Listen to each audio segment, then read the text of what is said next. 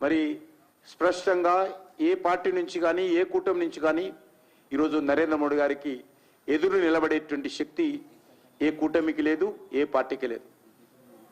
దేశంలో అనేక సర్వేలు మనం చూస్తూ ఉన్నాం. నరేంద్ర మోడీ గారి నాయకత్వం గత 10 సంవత్సరాలలో దేశంలో అనేక రకాల అభివృద్ధి కార్యక్రమాలు కానీ, సంక్షేమ కార్యక్రమాలు కానీ, విధానపరమైన నిర్ణయాలు కానీ, లేక సాహసోపేతమైనటువంటి చర్యలు కానీ అన్ని వర్గాల ప్రజలు ఈరోజు అభినందిస్తూ ఉన్నారు, ఆశీర్వదిస్తూ ఉన్నారు. కాబట్టి మళ్ళీ మాకు నరేంద్ర మోడీ గారే కావాలని కోరుకున్నటువంటి నేపథ్యంలో మరి నాకు తెలిసినంత వరకు మొదటిసారికి రెండోసారి మెజార్టీ పెరిగింది, రెండోసారికి మూడోసారి అద్భుతమైనటువంటి మెజార్టీ నరేంద్ర మోడీ గారి నాయకత్వంలో భారతీయ జనతా పార్టీ పొందబోతా ఉంది. కాబట్టి అదే పరిస్థితి తెలంగాణలో కూడా ఈరోజు ఎన్నికల్లో మేము ముందుకెళ్లాలని ఆలోచన చేస్తూ ఉన్నాం. తెలంగాణలో కూడా 2019లో 4 స్థానాల్లో మేము విజయం సాధించాము. ఈసారి అత్యధికమైనటువంటి స్థానాలు నరేంద్ర మోడీ గారి నాయకత్వంలో భారతీయ జనతా పార్టీ గెలవబోతా ఉంది. తెలంగాణ ప్రజలు కూడా అన్ని కాన్స్టిట్యున్సీల్లో ఏదైతే మొన్న శాసనసభ ఎన్నికల్లో కాంగ్రెస్ పార్టీ ఖమ్మము, నల్గొండ లాంటి సీట్లలో అత్యధికమైనటువంటి శాసనసభ స్థానాలు గెలుపొందడం జరిగింది. ఈరోజు అక్కడ కూడా ఒక సానుకూలమైనటువంటి వాతావరణం ఉంది. ఖమ్మం, నల్గొండలో కూడా నరేంద్ర మోడీ గారే రావాలి, నరేంద్ర మోడీ గారికి మేము అండగా ఉంటామని ఈరోజు తెలియజేస్తున్న పరిస్థితి ఉంది. ప్రధానంగా యూత్ 18 సంవత్సరాల నుంచి 35 సంవత్సరాల లోపు ఉన్నటువంటి యువత 80% ఈరోజు నరేంద్ర మోడీ గారికి అండగా ఉన్నటువంటి పరిస్థితి ఈరోజు కనిపిస్తూ ఉంది. మహిళలు కాబట్టి ఖచ్చితంగా దిశలో అన్ని వర్గాల ప్రజలు కూడా తెలంగాణలో కూడా ఆదరించాలనేదే మా ఆకాంక్ష. దానికోసమే మా ప్రయత్నంగా ఏ ప్రజలైతే ఈరోజు నరేంద్ర మోడీ గారికి కావాలని కోరుకుంటున్నారో ఆ ప్రజలను కలవడం కోసమే యాత్రలు సంకల్పించడం జరిగింది. ఎవరైతే నరేంద్ర మోడీ గారు ప్రభుత్వం 3వ రావాలని కోరుకుంటున్నారో వాళ్ళందరినీ ప్రత్యక్షంగా కలవడము, ఆ రకంగా ఒక సానుకూలమైనటువంటి రాజకీయ వాతావరణము భారతీయ జనతా పార్టీకి అనుకూలంగా తెలంగాణలో కూడగట్టేటువంటి ప్రయత్నం చేస్తూ ఉన్నాం.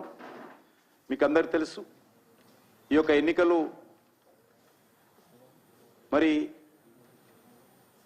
కుటుంబ పార్టీలకు, అవినీతి పార్టీలకు, మరి నీతి కోసం, ధర్మం కోసం పనిచేస్తున్నటువంటి భారతీయ జనతా పార్టీకి మధ్యన జరుగుతున్నటువంటి ఎన్నికలు.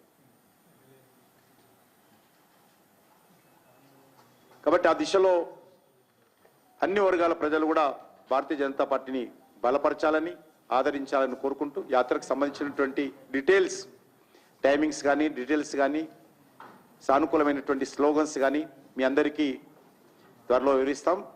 కాబట్టి యాత్రలో రాష్ట్ర స్థాయి నాయకులు, జాతీయ స్థాయి నాయకులు, తెలంగాణకు సంబంధించినటువంటి వాళ్ళందరం కూడా అందరూ కూడా యాత్రలో ఎక్కడో దగ్గర ఏదో ఒక యాత్రలో ఉంటారు.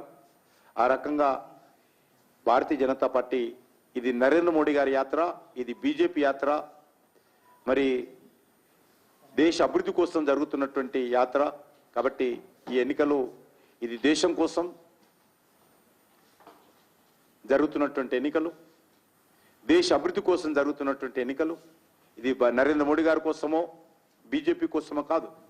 నరేంద్ర మోడీ గారి నాయకత్వంలో దేశాన్ని గత 9.5 సంవత్సరాలు చేసినటువంటి అభివృద్ధి ఏదైతున్నదో ఆ యొక్క అభివృద్ధి కావచ్చు, అనేక మరి విధానపరమైనటువంటి అంశాలు కావచ్చు, నిర్ణయాలు కావచ్చు, చట్టాలు కావచ్చు. మనకు తెలిసి ఈరోజు దేశ ఆర్థిక వ్యవస్థ కూడా ఏ రకంగా గాడిన పడిందో మనం చూస్తూ ఉన్నాం. కాబట్టి ఎన్నికల్లో సుస్థిరతకు, అస్థిరతకు మధ్యన జరుగుతున్నటువంటి ఎన్నికలు. 2014 ముందు ఒక అస్థిరమైనటువంటి ప్రభుత్వాలు, బలహీనమైనటువంటి ప్రభుత్వాలు దేశంలో ఉన్న విషయం మనకు తెలుసు. ఈరోజు నరేంద్ర మోడీ గారి నాయకత్వంలో ఒక సుస్థిరమైనటువంటి ప్రభుత్వము, మంచి మెజారిటీతో వచ్చినటువంటి ప్రభుత్వం వచ్చింది. కాబట్టి దేశాన్ని పట్టి పీడిస్తున్నటువంటి రాచపండులాగా ఉన్నటువంటి కాశ్మీర్ లాంటి సమస్యను ఆర్టికల్ 370 రద్దు ద్వారా ఈరోజు శాంతి ఏర్పాటు చేశాము. అక్కడ కూడా ఈరోజు డాక్టర్ బాబాసాహెబ్ అంబేద్కర్ యొక్క రాజ్యాంగం అమలు జరుగుతూ ఉంది. భారతదేశంలో పూర్తి స్థాయిలో జమ్మూ కాశ్మీర్ విలీనమైంది.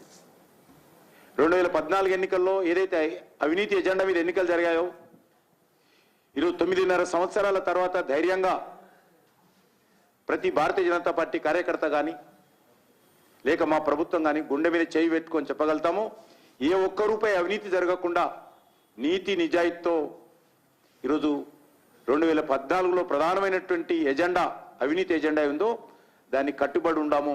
ఆ దిశలో నీతి నిజాయితీతో నరేంద్ర మోడీ గారి నాయకత్వంలో భారతీయ జనతా పార్టీ ప్రభుత్వం పనిచేసింది. గతంలో యూపీ హయాంలో చూసాం మనం, ప్రతిరోజు ఏదో ఒక కుంభకోణం, కేంద్ర ప్రభుత్వంలో ఉన్నటువంటి మంత్రులు జైలుకు వెళ్ళినటువంటి పరిస్థితి, అధికార పార్టీకి సంబంధించినటువంటి ఎంపీలు జైలుకు వెళ్ళినటువంటి పరిస్థితి. మరి ఈరోజు ఒక నీతి 12 లక్షల కోట్లు ఆ రోజు అవినీతి జరిగితే నీతి నిజాయితీతో నరేంద్ర మోడీ గారి ప్రభుత్వము పనిచేయడం జరిగింది. మరి ఒక సుస్థిరమైనటువంటి ప్రభుత్వం కూడా ఏర్పాటు చేయడం జరిగింది. కాబట్టి ఆ దిశలో అన్ని వర్గాల ప్రజలు కూడా భారతీయ జనతా పార్టీని ఆదరించాల్సిందిగా కోరుకుంటూ సెలవు తీసుకుంటున్నాను.